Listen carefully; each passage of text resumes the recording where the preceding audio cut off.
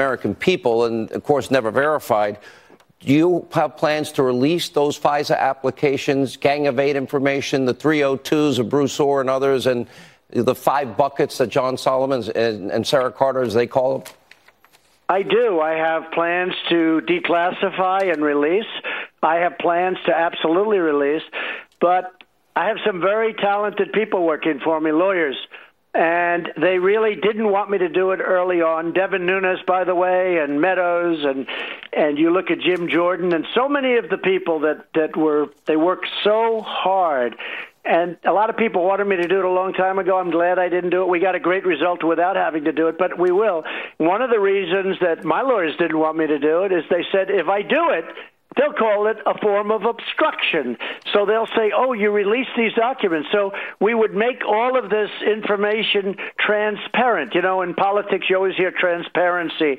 Would make it transparent, and then they'd call it obstruction, knowing the people we're dealing with.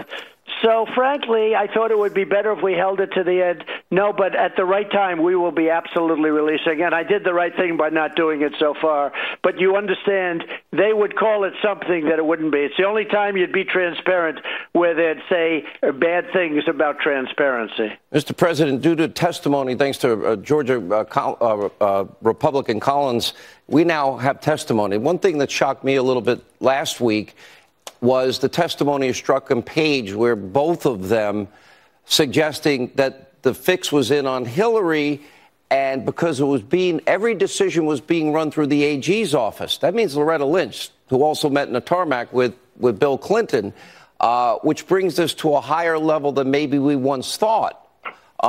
Any reaction to that with Loretta Lynch, apparently, according to Strzok and Page, running the show, making the decisions for the FBI at the time? And remember the interaction between Comey and Loretta Lynch when he said it's an investigation. She said, no, it's a matter. Well, first of all, Doug Collins is fantastic, the job he's doing. He's been incredible. But